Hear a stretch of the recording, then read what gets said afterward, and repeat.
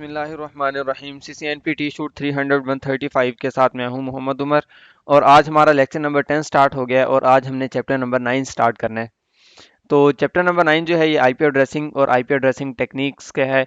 तो IP addressing से आप लोग समझ गए होंगे कि हमने सबनेटिंग करनी थी। इसमें सबनेटिंग को देखना था कि सबनेटिंग में कैसे मिस्टेक आ सकती है। तो वो बहुत इजी काम है।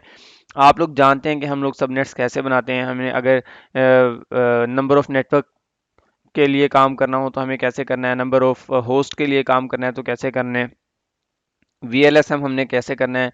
तो दैट्स इट, इतना सा काम है। तो ये लेक्चर जो है ये सब नेटिंग ये मैं स्किप कर रहा हूँ, ये आप लोग मुझसे बेहतर जानते होंगे। तो आज हम डीएचसीपी सर्वर को ट्रबल शूट करते हैं और ये भी बहुत इजी है। बस मैं इसको जस्ट एक स्किम थ्रू कर रहा हूँ क्योंकि आपकी बुक में टॉपिक आ गया, तो इंशाल्लाह इसको जो है वो स्किम थ्रू करना है मैंने।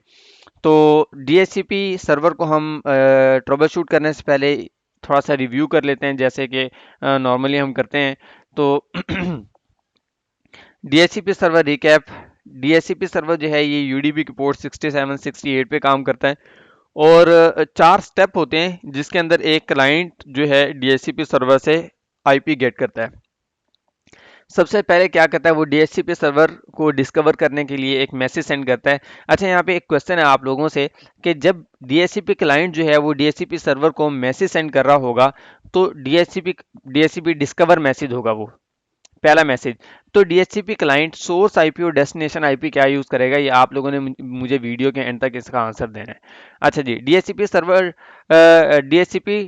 डिस्कवर जो होती है ये एक ब्रॉडकास्ट टाइप मैसेज होता है। तो ये डीएचसीपी सर्वर को जैसे रिसीव होता है डीएचसीपी ऑफर मैसेज सेंड करता है, उसमें डीएचसीपी सर्वर अपना आईपी एड्रेस सेंड करता है।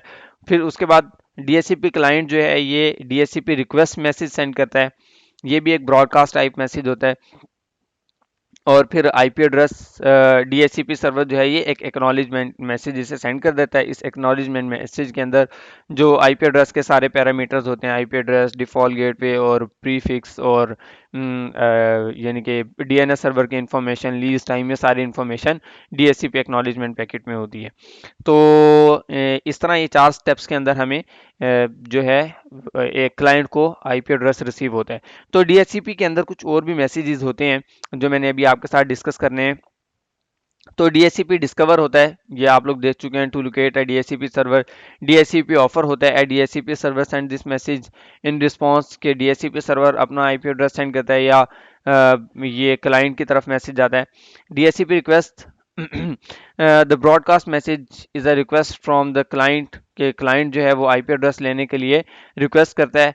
अब DHCP acknowledge, DHC assign IP parameters के हमें आईपी पैरामीटर्स सारे रिसीव हो जाते हैं डीएचसीपी सर्वर की तरफ से। लेकिन अगर कोई इशू आ जाए तो डीएचसीपी डिक्लाइन मैसेज आ जाता है कि message from client to server to inform about duplicate problem आ गया। फॉर एग्जांपल, एक आईपी एड्रेस है जो हमने स्टैटिकली असाइन किया हुआ है किसी होस्ट को, किसी प्रिंटर को, किसी भी नोड को, और वही आईपी एड्रेस जो है वो डीएचसीपी सर्वर ने हमें असाइन कर दिया है। और अब हमारा पीसी जो है वो रिप्लाई करेगा भाई ये तो नेटवर्क में पहले कहीं यूज हो रहा है। तो इसको हम कहते हैं डीएचसीपी डिक्लाइन मैसेज के डुप्लीकेट हो रही है और अब वो दोबारा एरर मैसेज जनरेट होगा। तो तो बेहतर तरीका क्या होता कि डुप्लीकेट से बचने के लिए कि जो स्टैटिक आईपी एड्रेसेस हैं वो हमें एक्सक्लूड कर देने चाहिए। अच्छा, इसके बाद है डीएचसीपी नैक। ये डीएचसीपी नैक ये क्या होता है कि नेगेटिव एक्नॉलेजमेंट होता है डीएचसीपी सर्वर की तरफ कि सपोज करें कि हो सकता है कभी ऐसे भी होता है कि हमने पूल को गलत कॉन्फ़िगर कर दिया और अब जब डीएचसीपी रिक्वेस्ट सेंड होती है हमारे पीसी की तरफ से तो हमें डीएचसीपी रिप्लाई नहीं करता, एक्नॉलेजमेंट नहीं करता, क्योंकि जो पूल हमने कॉन्फ़िगर किया हुआ है वो पूल और डीएचसीपी सर्वर का आईपी एड्रेस जो है ये मिसमैच है। तो इसलिए ज़रूरी है कि जो डीएचसीपी सर्वर का अपना आईपी एड्रेस है, स्टैटिक आईपी एड्रेस, वो उस पूल में से होना चाहिए जो पूल हम जिस पूल में से हमने दूसरे पीसीज को आईपी असाइन कर रहे हैं। तो अगर ये मिसमैच आ जाए तो डीएचसीपी नैक मैसेज जनरेट हो जाता है। डीएचसीपी रिलीज, जब हमारा पीसी जो होता है वो आईपी रिलीज करता है तो डीएचसीपी सर्वर को एक मैसेज चला जाता है डीएचसीपी रिलीज। तो ये कुछ डीएचसीपी के मैसेज टाइप हैं जो आपके साथ डिस्कस किए हैं। तो ये इन्हीं को हमने देख के जो है वो ट्रबल शूटिंग करनी है। तो डीएचसीपी की कुछ पोटेंशियल थ्रेट्स देखते हैं कि डीएचसीपी में किस किस्म की थ्रेट्स आ सकती हैं हमारे पास। सबसे पहले तो मिसकॉन्फ़िगरेशन, हम मिसकॉन्फ़िगरेशन कर देते हैं डीएचसीपी सर्वर के अंदर। मिसकॉन्फ़िगरेशन हम कैसे कर देते हैं? जीएनएस3 की एक लैब आप लोगों के सामने है जिसके ऊपर आज हमने काम करना है। तो R1 को ज़रा ओपन करते हैं और देखते हैं कि मिसकॉन्फ़िगरेशन हमने कैसे की हुई है। फॉर एग्जांपल ये एक PC1 है और PC1 को जो है आईपी एड्रेस चाहिए, PC1 को आईपी एड्रेस चाहिए और ये कहता है आईपी डीएचसीपी। तो अब ये डीएचसीपी रिक्वेस्ट सेंड करेगा एक। तो अब ये डिस्कवर कर रहा है, डी लिखा आ रहा है, डीएचसीपी डिस्कवर हो रहा है, लेकिन देखें काम नहीं हो रहा, हमें मिल नहीं रहा आईपी एड्रेस। और थोड़ा सा स्लो है। शो आईपी, अगर ये हमारा रियल मशीन होती, हमारा रियल पीसी होता, तो ये अपना आईपी जो है ये खुद से उसको 169 अपीपा जो हमने पढ़ा था ये वो असाइन कर लेता अपने आप को। लेकिन अभी चूंकि ये सिमुलेशन है तो ये बहुत 100% रिजल्ट आपको नहीं देगा। तो इसलिए यहाँ पे उसने कोई आईपी असाइन नहीं किया अपने आप को, वरना ये खुद ही अपने आप को असाइन कर लेता। तो हमें यहाँ से देख के कुछ चीज़ों का अंदाज़ा हो जाता है।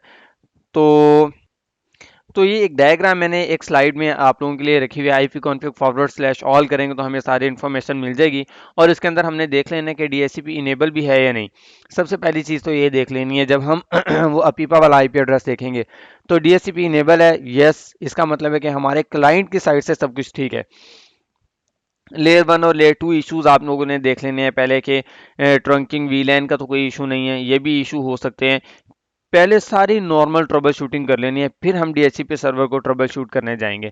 तो जब हम लेयर बाय लेयर काम कर रहे होंगे ना तो ये सारी चीज़ें हमारे सामने होंगी। तो मैं जस्ट एक रिवीजन के तौर पे आप लोगों से बात कर रहा हूँ कि पहले आपने लेयर 1 और फिर लेयर 2 के सारे वीलेंस के इशू को जब आप रिजॉल्व करेंगे तो आप डीएचसीपी सर्वर को ट्रबल शूट करने जाएंगे। ओके, तो मिस कन्फिग्रेशन को जरा देखते हैं, मिस कन्फिग्रेशन किस किस्म की हो जाती है। आप देखें वो आईपी एड्रेस उसे नहीं मिल रहा, तो हम R1 पे जाके जरा चेक करते हैं। मैंने कुछ पहले से छोटी सी कन्फिग्रेशन बनाई हुई है। तो show run pipe section DHCP straight away जाके हम ये चेक कर लेते हैं। तो लें जी, अब ये देखें ज़रा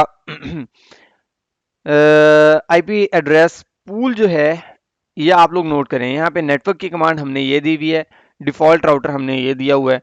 तो यहीं से हमें पता चल जाना चाहिए। शो आईपी इंटरफेस ब्रीफ कर लेते हैं एक दफ़ा, सॉरी। तो ये देखें इंटरफेस का आईपी एड्रेस ये FA0/0 हमारा लोकल आईपी एड्रेस है। इंटरफेस FA0/0 का जो आईपी एड्रेस है वो हमारे पूल के साथ मिसमैच कर रहा है, जिसकी वजह से हमें आईपी एड्रेस नहीं मिल रहा। तो हम जाते हैं इंटरफेस FA0/0 पे और यहाँ जाके नो नेटवर्क, यहीं से इसको कॉपी कर लेते हैं और ओ सॉरी, यहाँ पे तो एक कमांड एग्जीक्यूट ही नहीं होगी। आईपी डीएचसीपी पूल माई पूल में जाना था, आईपी डीएचसीपी पूल पूल माई पूल, और यहाँ पे हमने इस कमांड को नो करना है। ये लें जी, तो अब हम इसको ठीक कर लेते हैं और यहाँ पे हम 10 कर देते हैं। ठीक है जी, एग्जिट एग्जिट, एक दफ़ा show run pipe section DHCP कर लेते हैं। तो यहाँ पे अब ये ठीक हो गया। तो अब हम PC1 से आईपी एड्रेस रिक्वेस्ट जनरेट करवाते हैं, आईपी डीएचसीपी।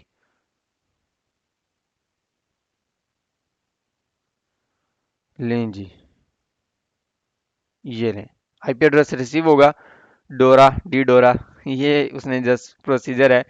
तो वो जो हमने मैसेज आईपी से डिस्कस किए हैं सारी वही चीज़ें हैं। ओके जी, तो अब इसने एक आईपी एड्रेस गेन कर लिया और अगर हम अपने सर्वर पे जाएं डीएचसीपी सर्वर पे, तो यहाँ शो आईपी डीएचसीपी बाइंडिंग करके हम ये चेक कर सकते हैं कि आईपी एड्रेस किसको रिसीव हुआ है। शो आईपी डीएचसीपी बाइंडिंग, तो ये देखें इस मैक एड्रेस को ये आईपी एड्रेस से रिसीव हो गया और ये इसकी लीज एक्सपायर भी लिखी हुई है।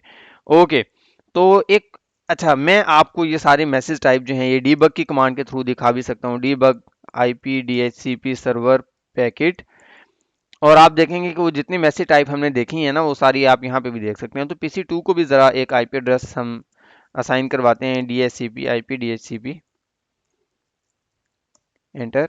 तो अगर आप लोग R1 पे जाके देखें तो ये देखें यहाँ पे लॉग्स जनरेट हो रहे हैं। ये वो सारे DHCP डिस्कवर है, फिर DHCP ऑफर है, ठीक है। तो इसी तरह ये सारे यहाँ पे आपसे आपको दिखा रहा है। यहाँ पे आप लोग एक चीज़ देख रहे हैं, DHCP कॉन्फ्लिक्ट आ रहा है बार बार हमारे पास। तो ज़रा चेक करते हैं कि इसको आईपी मिल गया या नहीं PC2 को। पहले तो ये चेक करते हैं कि PC2 को आईपी मिला या नहीं। PC2 को आईपी एड्रेस नहीं मिला हुआ है। आईपी एड्रेस क्यों नहीं मिला भाई? आईपी एड्रेस क्यों नहीं मिला इसे? तो PC1 को क्या आईपी एड्रेस मिला, ज़रा ये भी देखें। PC1 को जो आईपी एड्रेस मिला है दैट इज 10.0.0.2, और डिफ़ॉल्ट गेटवे में क्या मिला है इसे? 10.0.0.1। तो इसका मतलब है कि इस इंटरफेस का आईपी एड्रेस हो गया 10.0.0.1, इसका आईपी एड्रेस है 10.0.0.2। और अब यहाँ पे वो हमें कह रहा है DHCP एड्रेस कॉन्फ्लिक्ट। तो अगर तो हमारे पास लॉग मैसेज लगा होगा तो हम ये चीज़ें देख सकते हैं, अदरवाइज हम DHCP show DHCP show DHIP DHCP conflict करके भी हम ये चेक कर सकते हैं कि कोई कॉन्फ्लिक्ट तो नहीं आ रहा। तो ये देखें, इस वक्त मसला ये है कि वो जब आईपी एड्रेस 10.0.0.3 देने की कोशिश करता है तो वो हमें पता चला भाई ये आईपी एड्रेस तो पहले ही असाइन हुआ है। तो ये देखें, तो हम अपने नेटवर्क में चेक कर लेते हैं। हमारे पास आईपी स्कैनर टूल मौजूद होते हैं नेटवर्क में। सोलर विंड का भी एक आईपी स्कैनर टूल है कि कौन कौन से आईपी एड्रेसेस जो है वो असाइन हो चुके हैं। तो हम इससे भी अंदाज़ा लगा लेते हैं जस्ट के स्टैटिक आईपीज हमें पता चल जाते हैं। और तो अब हम इसको ट्रबल शूट करने के लिए क्या करेंगे? तो इस वक्त हुआ है कि ये जो PC3 है हमारे पास, जो PC3 है हमारे पास, ये इसको 10.0.0.3 हमने पहले से असाइन किया हुआ है, यानी ये प्रिंटर को, और PC4 को भी असाइन किया हुआ है। तो होना ये चाहिए कि मैं R1 में जाके एक्सक्लूड करूं इन दोनों को। Configure terminal IP DHCP exclude, IP DHCP exclude dash address, और एड्रेसेस में हम 10.0.0.3 और यहाँ पे 10.0.0.4, और ये दो अब हमने एक्सक्लूड करवा दिए। अब 10.0.0.5 PC2 को असाइन होना चाहिए। तो PC2 पे जाते हैं और इसको दोबारा से कहते हैं IP DHCP। ये लें जी, इसने डिस्कवर किया ऑफर रिक्वेस्ट एंड एक्नॉलेज, और ये इसको आईपी असाइन हो गया। तो एक इशू ये भी हमारे पास होता है कि हमने जितने स्टैटिक आईपीज रखे हुए हैं अपने पास, उनको हमने एक्सक्लूड नहीं किया हुआ, तो हमने उन्हें एक्सक्लूड कर देना है। ओके जी, तो मिसकंफिग्रेशन की आप लोगों को समझ आ गई। DHCP pool out of IP addresses के हमने, या सब नेटिंग का इशू हमारे पास आ सकता है कि DHCP पूल जो है, हमने पूल के अंदर कम आईपी एड्रेसेस रखे हुए हैं। हमने 32 यूज़र या 30 या 15 यूज़र का हमने एक नेटवर्क बनाया था, और अब हमने सब नेटिंग करते करते गलती से वहाँ पे कुछ ऐसी फिगर डाल दिया जिसकी वजह से अब हमारा वो आईपी एड्रेसेस जो हैं वो पूल में ख़त्म हो गए हैं। डुप्लीकेट आईपी एड्रेस का इशू आप लोग देख चुके हैं। आ राउटर नॉट फॉरवर्डिंग ब्रॉडकास्ट, तो सच बात लिखी हुई है कि राउटर जो है वो ब्रॉडकास्ट को फॉरवर्ड नहीं करता। तो लेकिन जब हम आईपी हेल्पर की कमांड यूज़ कर रहे होते हैं तो वो DHCP एजेंट, रिले एजेंट के तौर पे काम कर रहा होता है। तो वो DHCP की जो रिक्वेस्ट है उसको नेक्स्ट होप की तरफ, या जो भी हमारा रिडंडेंट एरिया होगा उस साइड पे DHCP की रिक्वेस्ट को फॉरवर्ड कर सकता है। तो फॉर एग्जांपल हम यहाँ पे एक न्यू PC लगाते हैं, और किसी वजह से क्या है कि ये वाला DHCP सर्वर जो है इसने रिस्पॉन्स करना बंद कर दिया है। ये हम एक नया PC लगा लेते हैं। तो अब जो हमारा R1 है DHCP, इसने रिक्वेस्ट करना बंद कर दिया। तो मैं इसका जो DHCP उसको बंद कर देते हैं। नो IP DHCP पूल माई पूल। तो एक दफ़ा टेस्टिंग के लिए हम लोग एक टेस्ट भी कर लेते हैं। Show run pipe section DHCP, लें जी। तो अब हमें DHCP की ये चीज़ मिल रही है। तो हम इस एक्सक्लूड को भी ख़त्म कर सकते हैं, लेकिन अभी ज़रूरत नहीं है एक्सक्लूड को ख़त्म करने की। तो अभी हमने क्या किया, R1 का DHCP जो है वो डिसेबल कर दिया हमने यहाँ से। और अब हम PC3 को जो है एक आईपी एड्रेस दिलवाना चाहते हैं और देखते हैं कि आईपी एड्रेस जो है ये रिसीव करता है या नहीं। तो इसकी कंसोल ओपन करते हैं और इसको कहते हैं भैया एक आईपी एड्रेस जो है ये, इसके लिए रिक्वेस्ट जनरेट करें आईपी डीएचसीपी। तो अब ये देखें, ये डीएचसीपी की रिक्वेस्ट को डीएचसीपी डिस्कवर ही नहीं होगा इससे। फर्स्ट ऑफ ऑल तो डीएचसीपी जो है वो इससे डिस्कवर नहीं होगा। तो क्यों? क्योंकि हमने डीएचसीपी को डिसेबल कर दिया। तो हम एक क्या काम करते हैं, पहले यहाँ पे R1 पे एक डीबग चलाते हैं, देखते हैं डीबग में कोई रिजल्ट आते हैं हमारे पास या नहीं।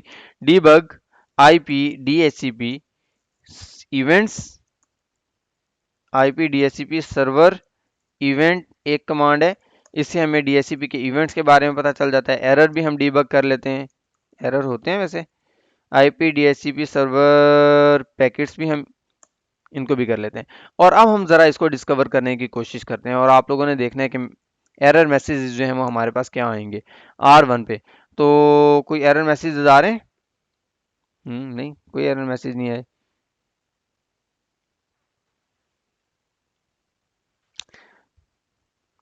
ओके, तो इशू क्या हो सकता है? इशू ये कि पहले तो हम ये चेक कर लेंगे कि इसके ऊपर डीएचसीपी सर्वर की कॉन्फ़िगरेशन है या नहीं, तो वो तो हमें पता चल गया कि नहीं है। तो अब हम ये देखेंगे क्या हमने शो रन इंटरफेस, क्या हमने कोई रिडंडेंट एरिया के कोई रिडंडेंट लिंक हमने कॉन्फ़िगर किया हुआ है डीएचसीपी के लिए। तो इस वक्त हमारे FA0/0 पे कोई ऐसी कॉन्फ़िगरेशन नहीं है तो जिसको हम करें और हमारा सर्वर जो है वो किसी और सर्वर से आईपी एड्रेस ले ले, हमारा पीसी किसी और सर्वर से आईपी एड्रेस ले ले। तो इंटरफेस FA0/0 पे आप लोगों को पता तो चल जाना चाहिए कि मैं किस कमांड की बात कर रहा हूँ। FA0/0 यहाँ पे आके हम लोकल इंटरफेस पे आके आईपी हेल्पर की एक कमांड देंगे, आईपी हेल्पर डैश एड्रेस, और इसको हम नेक्स्ट डीएचसीपी सर्वर का आईपी एड्रेस दे देंगे जो भी होगा। तो वो 20.0.0.2 है हमारे पास इस वक्त। तो ये R2 का आईपी एड्रेस है 20.0.0.2। तो अब हम इसको कहते हैं कि ज़रा एक आईपी एड्रेस लेके आओ भाई अपने लिए। तो आईपी डीएचसीपी और डिस्कवर डिस्कवर डिस्कवर, ओके, उसको एक आईपी एड्रेस मिल गया। लेकिन वो देखें वो क्या कह रहा है कि आईपी एड्रेस यूज में है, ये वाला आईपी एड्रेस। आप लोगों को प्रॉब्लम समझ आना चाहिए। अब इसको आईपी एड्रेस नहीं मिला, बल्कि इसको आईपी एड्रेस मिला और इसने वही नेक मैसेज सेंड किया वापस। तो R2 पे अगर वापस जाएं हम, तो यहां पे देखें ये कॉन्फ्लिक्ट आ रहा है। तो प्रॉब्लम अब देखें, जब हम रिडंडेंट नेटवर्क रिडंडेंसी कर रहे होते हैं ना, रिडंडेंट या बैकअप डीएचसीपी सर्वर लगा रहे होते हैं, तो हमें इस तरह की चीज़ें मैनेज करनी पड़ती हैं। सिस्को के अंदर हमारे पास कोई ऐसा खास ऑप्शन है नहीं कि हम अपने स्कोप को स्प्लिट कर लें या कुछ ऐसा सिस्टम कर लें। तो अब ये है कि इन दो पीसीज ने, या आप ये कह लें कि चार पीसीज ने R1 से आईपी एड्रेसेस लिए थे, और अब इनकी आर्प एंट्रीज के अंदर हर जगह पे डीएचसीपी सर्वर का मैक एड्रेस यही वाला है। तो और इसके पास जो यानी कि इसके रजिस्टर के अंदर जो लीज रखी हुई है उसके अंदर भी यही मेंशन है कि इन चार सिस्टम्स को R1 ने सर्व किया है। जब R2 सर्व करने लगे अब किसी को, तो R2 शुरू से आईपी एड्रेसेस देगा, क्योंकि इसके पास तो लीज रजिस्टर में कोई ऐसी चीज नहीं है। तो ये अब जब इसके पास कोई रिक्वेस्ट आएगी तो ये उसको वही पहले वाला आईपी एड्रेस देने की कोशिश करेगा 10.0.0.1 या 2। तो जब ये असाइन करेगा तो अब ये पीसी कॉन्फ्लिक्ट का शोर मचा देगा। तो इसलिए जब हम ये रिडंडेंसी कर रहे होते हैं तो हमें कई चीज़ें मैनेज करनी पड़ती हैं। तो सिस्को में हमारे पास कोई ऐसा ऑप्शन है नहीं इस वक्त फिलहाल। तो अब हम क्या करेंगे, एक दफ़ा हम लोग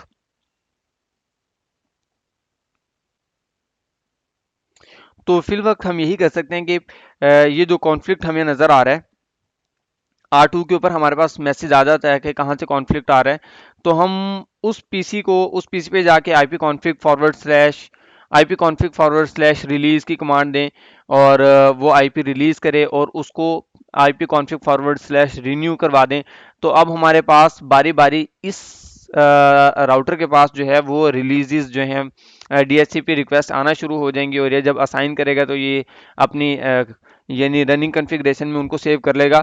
तो इसके पास अपना पर्सनल एक रजिस्टर बन जाएगा, जिसके बाद अब हमारे पास ये एरर नहीं आएगा। तो अब हम फिल वक्त क्या करते हैं यहाँ पे, तो आप PC3 का अगर आप लोग IP चेक करें इस वक्त, तो 10.0.0.2 और ये मैक एड्रेस भी हमें पता चल रहा है, तो हम 10.0.0 PC2 पे जाके हम लोग क्या करते हैं, इसको हम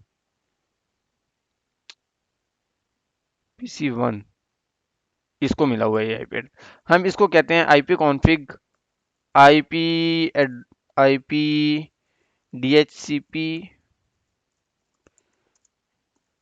इसके अंदर कमांड्स थोड़ी डिफरेंट हैं क्योंकि एक जस्ट सिमुलेशन है, -x करने से रिलीज हुआ है, वरना आप लोगों को ऐसे नहीं करना पड़ेगा। आप लोग IP config forward slash release IP config forward slash renew की कमांड यूज़ करेंगे। तो अब इसने IP address I think release कर दिया है, अब हम इसे कहते हैं आईपी डीएचसीपी, और अभी आईपी डीएचसीपी करके अपना आईपी एड्रेस लेके आएगा। लें जी, इसने आईपी एड्रेस ले लिया, can not gate IP address from DHCP server. लें जी, ये आईपी एड्रेस नहीं ले रहा। अच्छा, आईपी एड्रेस इसने, अब इसके साथ भी कोई इशू आ रहा है कि 10.0.0.3, अभी वही हमें क्या करना पड़ेगा, R2 पे के ऊपर जाके भी एक्सक्लूड करना पड़ेगा। यहाँ पे भी हम दोबारा से आईपी डीएचसीपी एक्सक्लूड करेंगे, IP DHCP exclude dash address, और 10 डॉट, क्योंकि ये हमारे स्टैटिक आईपी एड्रेसेस हैं जो हमने यहाँ पे जिनको एक्सक्लूड नहीं किया हुआ। तो PC1 पे दोबारा से आईपी एड्रेस की रिक्वेस्ट करते हैं, IP DHCP, still that error. तो जी, हम इसके ऊपर एक और काम भी कर सकते हैं कि हम इसे ये कह सकते हैं कि अपनी लीज को जो है वो रिन्यू करो, आईपी डीएचसीपी माइनस, और यहाँ पे क्या यूज़ किया जाए, -r renew IP config forward slash release हम कर चुके हैं, IP config forward slash renew -r हम करेंगे। तो अब इसको आईपी एड्रेस लेना चाहिए, तो गेटिंग गेटिंग, और ये देखें इसने अब आईपी एड्रेस गेट कर लिया। तो दैट्स इट। तो redundant or router not forwarding broadcast, इसके लिए हमने क्या किया, आईपी हेल्पर की कमांड यहाँ पे यूज़ की, redundant services are not communicating.